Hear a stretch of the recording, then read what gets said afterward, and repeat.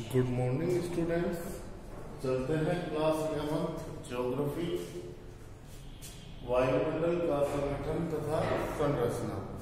सबसे पहले हम देखेंगे कि वायुमंडल का अर्थ एवं परिभाषा क्या होती है। वायुमंडल, जैसा कि आप नाम से ही तुरंत हो रहा है कि वायुमंडल दो शब्दों से मिलकर बना है, वायु प्लस मंडल। वायु का अर्थ हो गया हवा, जिसमें हम सांस लेते हैं, जो जीवन के लिए बहुत ही उपयोगी होती है। तो पृथ्वी के चारों तरफ कई सौ किलोमीटर तक काफी मोटाई में एक वायु का आवरण फैला हुआ है, जिसे हम वायुमंडल कहते हैं। वायुमंडल पृथ्वी की गुरुत्व शक्ति के कारण ही इसके साथ टिका हुआ है। यह पृथ्वी का अभिन्न अंग है और पृथ्वी के साथ साथ घूर्णन और सूर्य के परिक्रमण भी करता रहता है। जैसा कि मैंने अभी आपको बताया कि जो हमारी पृथ्वी होती है, उस पृथ्वी के अंदर ग्रेविटी होती है, जिसके साथ ये वायु का आवरण टिका हुआ है। और जब ये सूर्य के चारों ओर घूर्णन गति करता है और परिक्रमण गति करता है, तो ये उसी के साथ चिपका हुआ रहता है, यानी टिका हुआ रहता है पृथ्वी के अंदर ही ग्रेविटी के कारण। हमारी पृथ्वी के बाहर अगर आप सौर मंडल में देखेंगे तो ग्रेविटी नहीं है। Is that clear? अब चलते हैं हम वायुमंडल की प्रमुख विशेषताओं पर। परिभाषा क्लियर होगी आपको कि पृथ्वी के चारों ओर काफी 100 किलोमीटर तक फैले हुए वायु के आवरण को वायुमंडल कहते हैं। वायुमंडल पृथ्वी के साथ टिका हुआ है, जो सूर्य के चारों ओर चक्कर लगाते समय भी टिका हुआ रहता है। Is that clear? अब आती है वायुमंडल की प्रमुख विशेषता।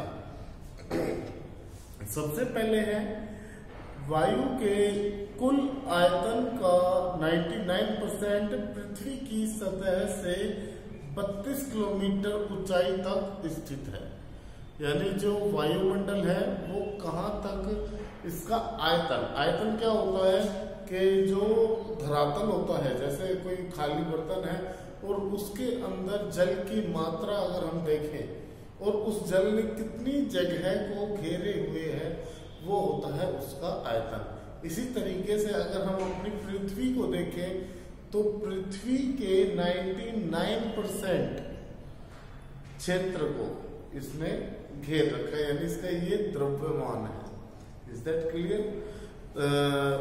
नेक्स्ट है वायु एक रंगीन, गंधहीन तथा स्वाधीन पदार्थ है। वायुमंडल को हम देख नहीं सकते।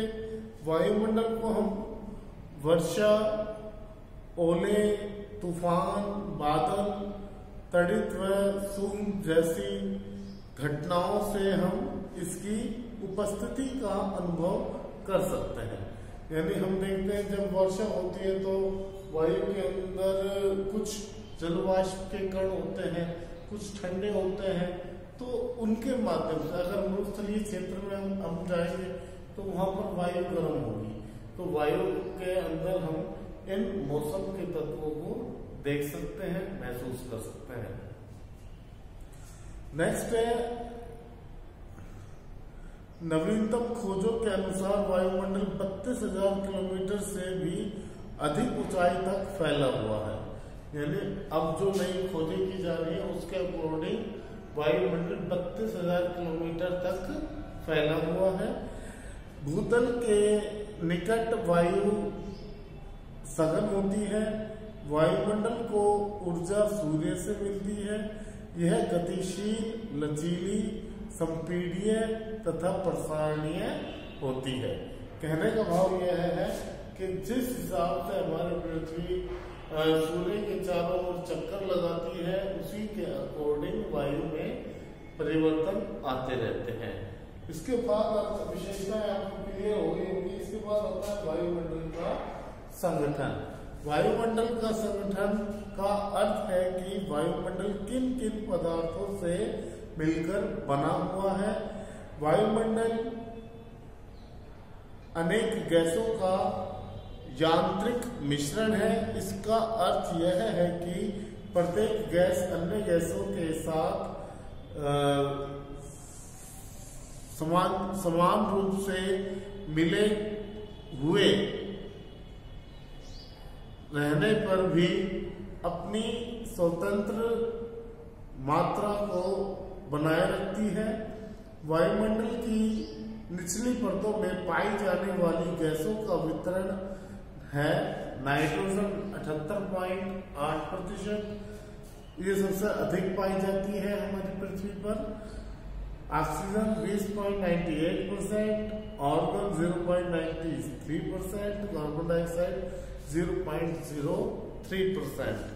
लेकिन वायुमंडल की ऊपरी परतों में गैसों का अनुपात कुछ कम मात्रा में ही पाया जाता है। निचली परतों जैसे नहीं होता बल्कि बदल जाता है। अगर निचली परतों में वायुमंडल की मात्रा में कुछ बदलाव होते हैं तो वो पृथ्वी की गतियों के कारण होते हैं। गैसों के अतिरिक्त बाहरी वायुमंडल में जलवाष्प और कुछ सूक्ष्म ठोस कण भी विद्यमान होते हैं,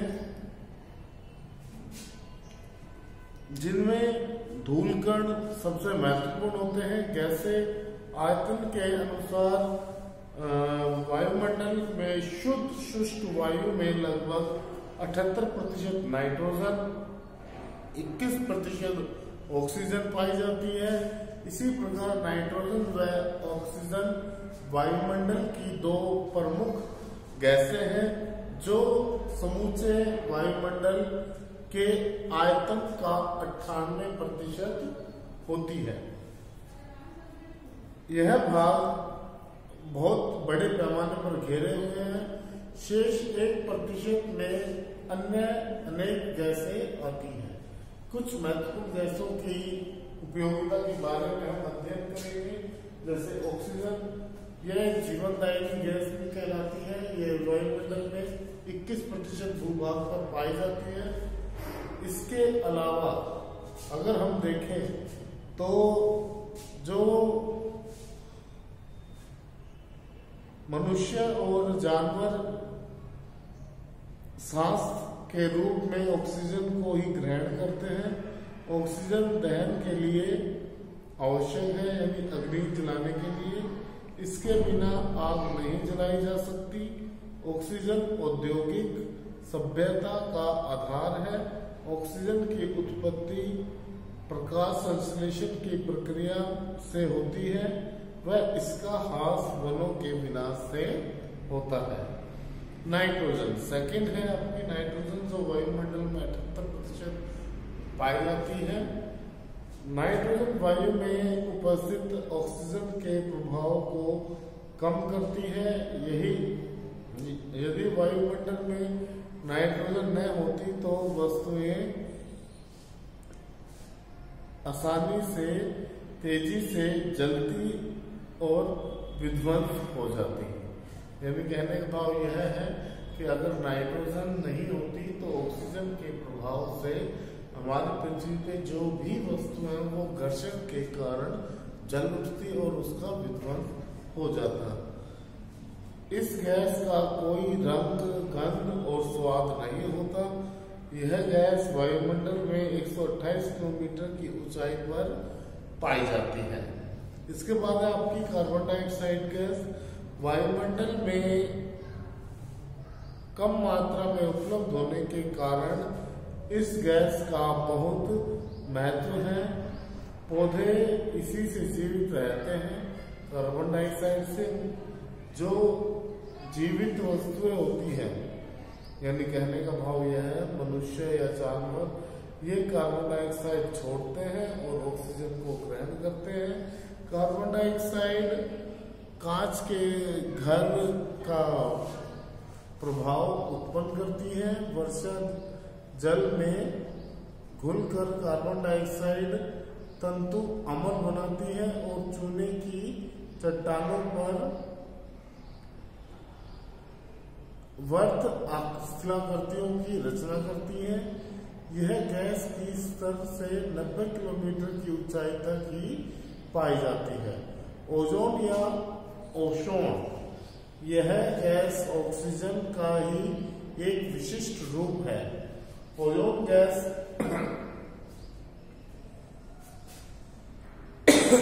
ओजोन गैस सूर्य के आने वाली पराबैंगनी किरणों के कुछ अंश को अवशोषित कर लेती है और अवशोषित करने के उपरांत ये सूर्य की किरणों को पृथ्वी तक पहुंच जाती है। ये गैस पराबैंगनी किरणों को रोकती है, जो मनुष्य के कैंसर संबंधी रोगों को उसके नसों जो वो किरणें निकलती हैं तो उससे कई बार कैंसर हो जाता है, कई बार एलर्जी हो जाती है, तो उनको किरणों को रोकती है। ओजोन परत जो होती है गैस होती है। इसके बाद आपकी हाइड्रोजन गैस सबसे हल्की गैस है, जो सभी गैसों के ऊपर लगभग 110 किलोमीटर के क्षेत्र में फैली हुई है। इसकी जलवाष्प की मात्रा अधिक होती है। वाष्प वायुमंडल की सबसे अधिक परिवर्तनशील और इसका वितरण काफी फैला हुआ है। हाइड्रोजन में जल वाष्प की जो मात्रा होती है, वाष्प के मुख्य स्रोत जलमंडल से वाष्पीकरण तथा पेड़ पौधों में मिट्टी से वाष्पोत्सर्जन होता है। वायुमंडल में वायु में उपस्थित कुल जल वाष्प का लगभग आधा भाग 2000 मीटर की ऊंचाई के नीचे व्याप्त है। भूमध्य रेखा से ध्रुवों की ओर जाने पर वायु में जल वाष्प की मात्रा कम होती जाती है। उपयोगिता: वायु में वाष्प ही संघनित होकर ओस, कुहासा, कोहरा तथा बादलों का सर्जन करते हैं। धरती पर वर्षा और हिमपात भी इन्हीं के कारण होता है। वायुमंडल में जलवाष्प की उपस्थिति के कारण ही इंद्रधनुष तथा प्रभामंडल जैसे मन भावन दृश्य विकसित होते हैं। वाष्प की सर्वाधिक महत्वपूर्ण क्रिया उसकी पारदर्शिता पर आधारित होती है। इसके बाद आते हैं ठोस कण तथा आस्मिक रचक। ये जो ठोस कण व आस्मिक रचक आपके ऑक्सीजन क्लियर हो गया, वो nitrogen, carbon dioxide, ozone, hydrogen, जलवाष्प। इसके बाद आता है ठोस कण। जो भी कण सूचक होते हैं उसमें ठोस कण व आस्मिक रचक बहुत ही अहम भूमिका निभाते हैं।